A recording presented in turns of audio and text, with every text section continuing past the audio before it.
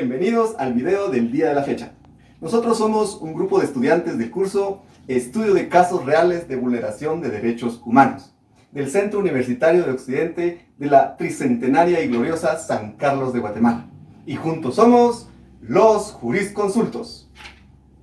En la presente emisión nos concretaremos a explicarles los principios, garantías que como ciudadanos poseemos tanto a nivel nacional como internacional, y los que conforman el denominado núcleo duro de derechos humanos.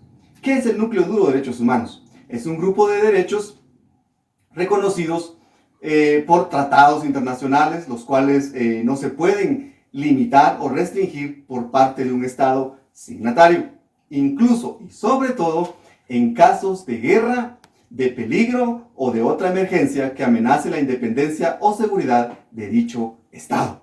Y este se encuentra contenido en el artículo 27, numeral 2 de la Convención Americana de Derechos Humanos y también en el artículo 4.2 del Pacto Internacional de Derechos Civiles y Políticos. Estos son indispensables para una vida digna, por lo tanto, a continuación tocaremos los siguientes derechos.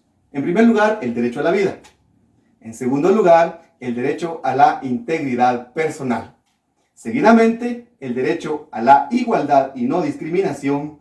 Y por último, pero no menos importante, el derecho a la libertad. El derecho humano a la vida es un derecho natural, originario, primario, absoluto y universal.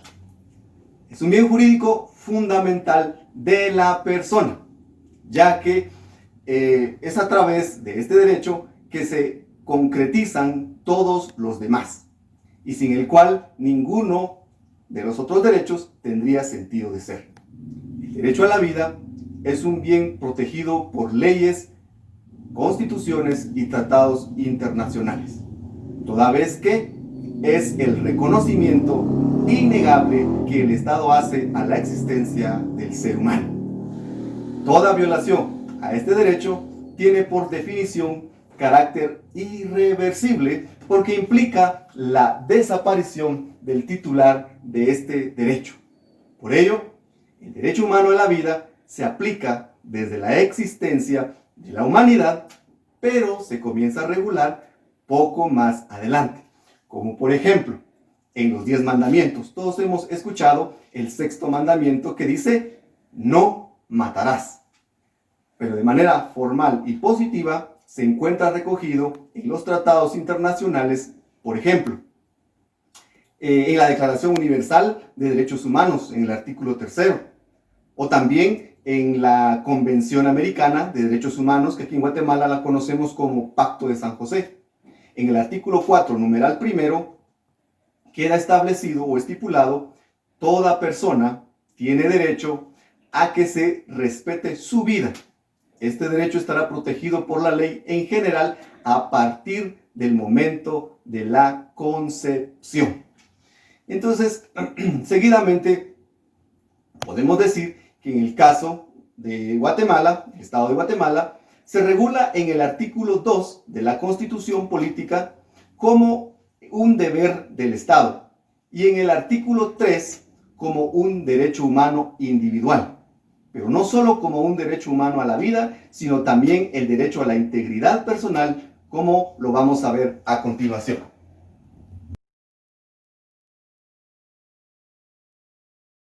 Buenas tardes, licenciado. Continuando con el tema anterior, que era el derecho a la vida, logramos desglosar dos derechos importantes que vienen a continuación de ello, que es la vida digna y un proyecto de vida. El concepto de vida digna nos lo puede dar la Declaración de las Naciones Unidas. Ellos entienden que una vida digna se da por medio de la educación, por medio de la salud y por medio a un techo digno.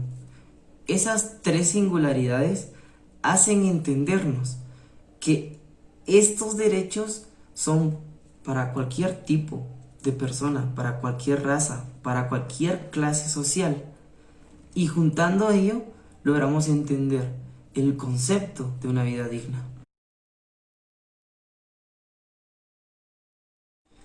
En Guatemala, una vida digna, a mi forma de pensar, se podrían establecer a nivel salud, ya que esos son los factores de más amplio riesgo en nuestro país y son articulados los derechos en el artículo 93, 94 y 95 de nuestra Constitución de la República.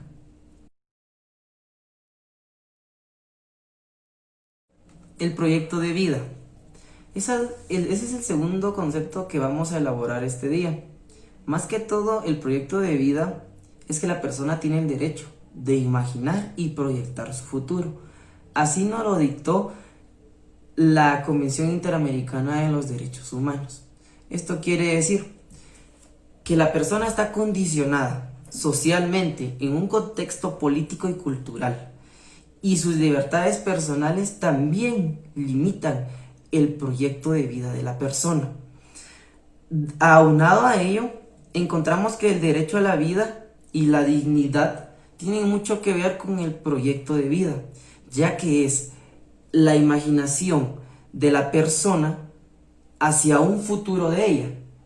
O sea, si logramos entender esto, nos damos cuenta que políticamente la persona no tiene la capacidad, pero sí la tiene socialmente.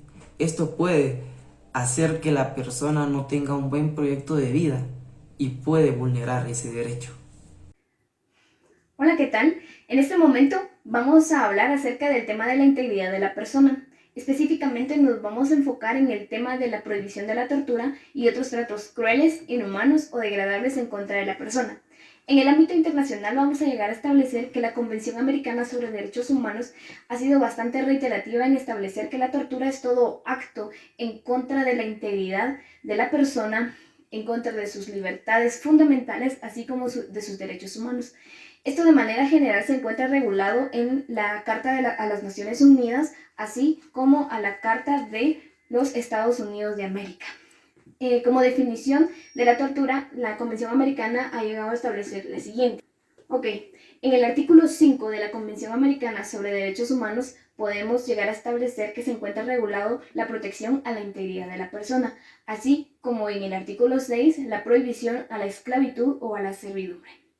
Si nos remontamos ahora a un ámbito nacional, podemos llegar a establecer que en el artículo 3 de la Constitución Política de la República de Guatemala se encuentra regulado el derecho a la vida, en el cual establece que el Estado es el encargado de velar y garantizar la protección a la vida del individuo, así como su integridad y desarrollo dentro de una sociedad.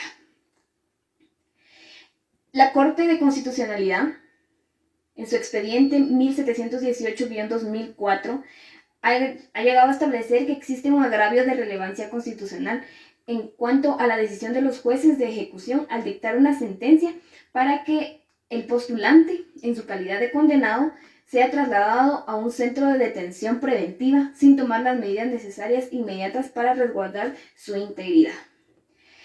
La Corte Interamericana sobre Derechos Humanos, en el caso Loaica versus Perú, la sentencia 17 de septiembre de 1997 ha llegado a establecer que todo uso de la fuerza que no sea estrictamente necesario por el propio comportamiento de la persona detenida constituye un atentado a la dignidad humana en violación al artículo 5 de la Convención Americana sobre Derechos Humanos.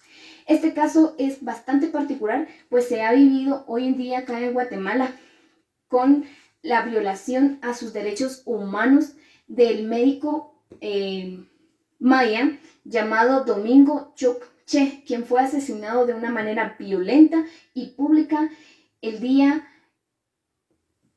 sábado en la aldea de Chimay del municipio de San Luis, en el departamento de Petén. Esto va a ser un tema bastante interesante, pues mi compañero tiene a continuación las formas de la violencia en contra de la integridad física, psíquica o moral de la persona. Gracias. Para dar inicio a lo concerniente al tema otras formas de afectación a la integridad personal y enfocándose específicamente en las áreas física, psíquica y moral, es conveniente citar el preámbulo de la Constitución Política de la República de Guatemala, en donde se contempla la primacía de la persona humana como sujeto y fin del orden social. Además, en la Gaceta 21, expedientes acumulados 303 y 390, de fecha 26 de septiembre de 1991, la Corte de Constitucionalidad indica que entre los fines y deberes del Estado se encuentra la protección a la persona en cualquiera de las esferas de su vida. Aunado a ello, se encuentra el artículo primero constitucional, el cual es protección a la persona. Para continuar, se cita el artículo 144 del Código Penal, en el cual se encuentra el concepto de las lesiones, y textualmente se lee que comete delito de lesiones quien, sin intención de matar, causare a otro daño, en el cuerpo o en la mente. Este es el punto de partida del tema principal, y es que en Guatemala se dan con mucha frecuencia estos casos, por lo cual queda claro que el Estado debe proteger no solo la vida, sino también la integridad de las personas. Cuando el Estado falla, es cuando se concretan delitos de este tipo, produciéndose daños a la persona. Al momento de ejemplificar estas situaciones, cabe resaltar que cualquier guatemalteco puede ser víctima de esta afectación a su integridad. Por ejemplo, un estudiante que sufre de acoso escolar al salir de la institución educativa es esperado por sus agresores, quienes proceden a darle patadas, le pegan con el puño, lo tiran al piso, en donde continúan golpeándolo. Esta agresión conlleva un claro daño físico hacia el estudiante. En el caso de la afectación a la integridad psíquica y moral, se hace un énfasis en los sectores vulnerables de la sociedad guatemalteca, como lo son los menores de edad y las mujeres. Una mujer casada puede sufrir daño moral y psíquico por parte de su pareja, al decirle que no cocina bien, que ella no la quiere en su casa, que nunca debieron casarse, también al buscarle defectos, que está más gorda o que está más flaca, por citar algún ejemplo. Sin embargo, esto no queda allí, pues hay casos en los cuales la violencia se materializa y el cónyuge le pega a su pareja, concretándose así lo contenido en el artículo 7 de la Ley contra el Femicidio y otras formas de violencia contra la mujer. Existen también casos en los cuales una mujer es acosada en la calle o es agredida sexualmente, lo cual genera miedo al volver a salir a la calle. No querrá ir a trabajar o a estudiar. Y es que si vuelve a salir a la calle, tendrá miedo, lo cual es una afectación psicológica y también moral, porque le duele en el alma lo que le sucedió. Y en casos más extremos puede darse una violación, en el cual la víctima no solamente sufre daño físico y sexual, sino también moral y psicológico, porque existen casos en los cuales a raíz del trauma llegan a sentir odio hacia los hombres, hacia el papá o hacia los hermanos. Ya no quieren casarse, es decir, sufren un trauma muy grande. En el caso de los menores de edad, existen circunstancias en las cuales los menores se encuentran vendiendo en las calles, en las esquinas o en los semáforos. Estos niños son explotados. Esa explotación produce un daño físico, porque están bajo el sol o bajo la lluvia. Además que pueden enfermarse. También produce daño psíquico y moral, ya que en ese riesgo son vulnerables y están sometidos a malos tratos. Hola amigos, continuando analizando los derechos que forman parte del núcleo duro de derechos humanos, ya hemos analizado el derecho a la vida e integridad personal, ahora vamos a analizar el derecho a la igualdad y no discriminación. En Guatemala la Constitución Política lo establece en el artículo 4, estableciendo que todos los seres humanos son libres e iguales en dignidad y derechos. La Corte de Constitucionalidad, como el único órgano encargado de poder interpretar la Constitución, ha establecido que discriminación es todo trato excluyente o desigual basado en circunstancias de religión, origen étnico, raza, sexo u otra circunstancia, y ha establecido que para una materialización formal de este principio, situaciones iguales sean tratadas de forma desigual y situaciones iguales de forma igual, o sea, igual a los iguales y desigual a los desiguales. Es importante mencionar que Guatemala está obligado a realizar un control de convencionalidad respecto a sus responsabilidades internacionales. Por lo tanto, la Convención Americana de Derechos Humanos, en su artículo 1.1 y 24, establece la igualdad y no discriminación. En el artículo 1.1, estableciendo que todas las disposiciones de la Convención Americana deben aplicarse sin distinción alguna por sexo, raza, religión, orientaciones políticas u otras circunstancias. Estas son cláusulas prohibitivas de discriminación. Así también el artículo 24 establece la igualdad ante la ley. La Corte Interamericana de Derechos Humanos, en su vasta jurisprudencia, ha analizado este tema y ha analizado este derecho, estableciendo que la igualdad y no discriminación se desprende directamente de la unidad del ser humano, le asiste de forma inherente y por lo tanto también ha entrado al dominio del derecho imperativo, del jus cogens, que este derecho no debe ser limitado en ninguna circunstancia. Y si es limitado debe ser proporcional y con las circunstancias que ha establecido. También así se establece dentro de la Convención que se puede interpretar la igualdad y no discriminación desde dos cláusulas, una cláusula autónoma y una cláusula subordinada. La cláusula autónoma establece que el artículo 24 se interpreta de manera independiente y la cláusula subordinada establece que el derecho de igualdad y no discriminación puede interpretarse su vulneración o garantía respecto de otros derechos, como el derecho a la vida e integridad personal, libertad u otros derechos, pero de forma subordinada. Así también es necesario establecer que la Corte Interamericana y la Corte de Constitucionalidad han establecido que el derecho de igualdad y no discriminación no es absoluto, puede ser restringido, pero esa restricción debe de someterse a un estricto orden, a un estricto test de proporcionalidad, un examen de proporcionalidad que debe ser basado en que la medida, para que no sea discriminatoria, debe ser basado en un trato adecuado, que busque un fin legítimo, que sea proporcional y que sea el medio menos lesivo para poder garantizar otro derecho. Así que los resultados para garantizar un derecho fundamental, puede restringirse este derecho, pero los resultados deben ser mayores y debe ser el elemento menos lesivo.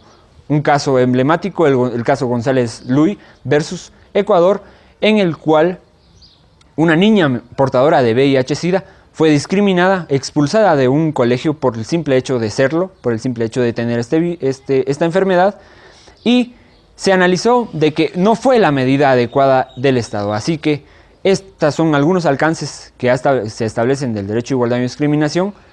Ahora analizaremos parte de la libertad como un derecho fundamental. Muy buenas tardes, gracias Noel por tu exposición y concatenado con lo que acaba de exponer el compañero, el tema a tratar de nosotros es la libertad. La libertad podemos decir que es un derecho, una garantía judicial que tenemos como personas humanas, como seres humanos inherentes a nosotros. Anteriormente no era así, rápidamente podemos exponer que existía lo que es la esclavitud. Afortunadamente, Guatemala fue uno de los primeros países en abolir la esclavitud en 1824-1826 y conforme van pasando los años va evolucionando el carácter a derecho humano o se va reconociendo.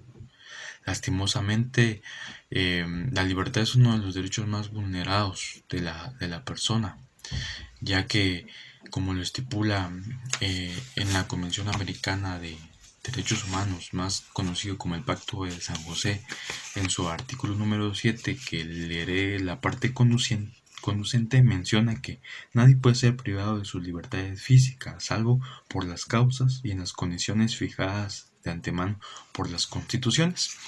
Esto quiere decir que la libertad tiene restricciones. Uno no puede creer o pensar que la libertad es hacer lo que uno se le pegue su antojo, podríamos decirlo así, si no tiene ciertos parámetros.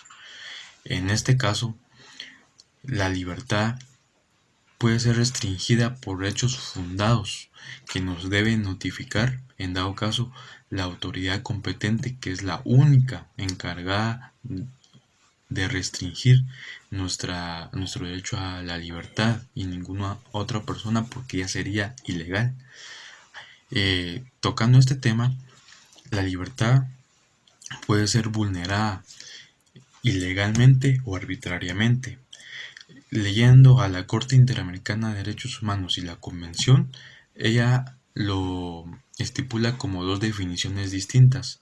Menciona que la arbitrariedad es privar de la libertad a una persona con mecanismos diferentes a los establecidos en la ley, y la ilegalidad, podríamos decir, o lo estipula, que no hay hechos fundados para determinar que a esta persona se le prive de la libertad.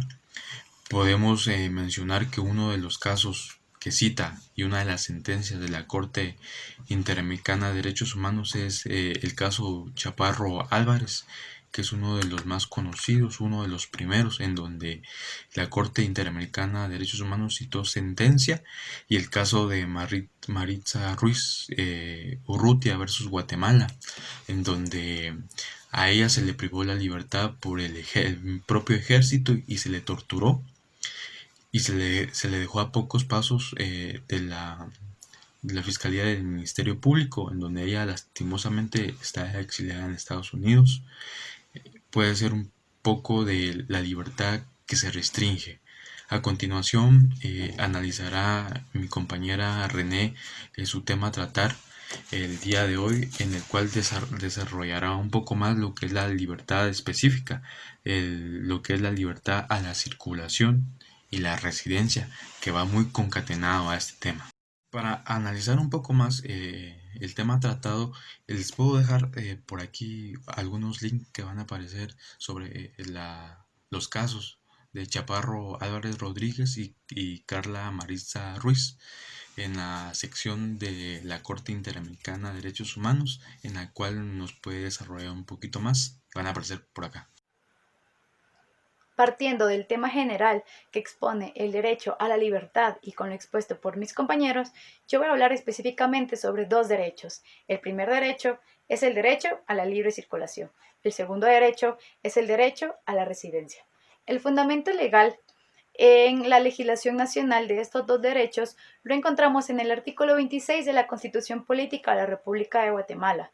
En materia y en legislación internacional lo podemos encontrar en el artículo 13 de la Declaración Universal de los Derechos Humanos, así también en el artículo 22 de la Convención Americana sobre los Derechos Humanos.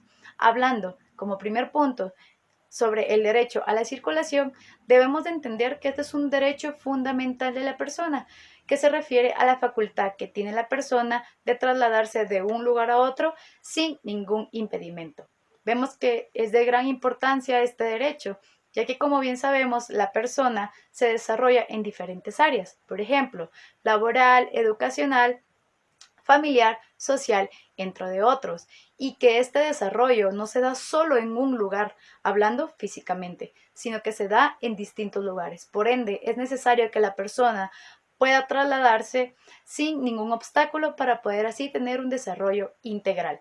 La Corte de Constitucionalidad de Guatemala se ha pronunciado en cuanto a este derecho en su sentencia de fecha 9 de febrero de 1998, así también en la sentencia de fecha 2 de febrero del 2004, en la cual en su parte conducente indica que una persona puede trasladarse por las calles y vías de uso público de forma independiente y que este derecho da la potestad a la persona de poder transitar bajo su propio albedrío por el territorio nacional.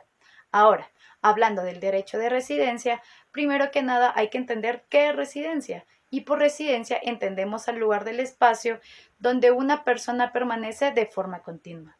Esto es de gran importancia, ya que esto también es muy importante para el desarrollo integral de la persona. Hablando del derecho de residencia, debemos de entender que da como resultado al momento de tener este derecho que toda persona que se encuentra legalmente dentro de un estado puede escoger su lugar de residencia y permanecer en ella sin ser molestado y sin tener un obstáculo para poder disfrutar de este derecho. La Corte Internacional de Derechos Humanos ha manifestado que el disfrute de este derecho no depende de ningún objeto o motivo en particular.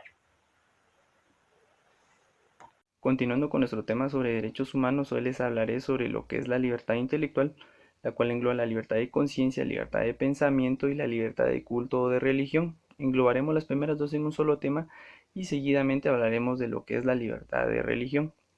El primer tema podemos decir que es la capacidad de cada uno en su conciencia de adoptar, mantener o cambiar cualquier pensamiento, opinión, ideología o creencia para sí y en su caso expresarlos, con lo cual pasaría a ser una libertad de expresión o un derecho de expresión.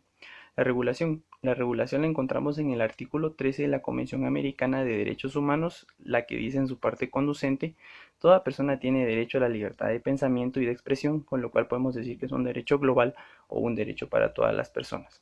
La importancia, la libertad de conciencia o de pensamiento se restringe y es objeto de múltiples mecanismos, no únicamente de represión a cargo del poder político, sino también la imposición socialmente de las personas, de lo que es políticamente correcto o en el pensamiento único que se interiorizan en el propio individuo, y es decir, que es solo para nosotros.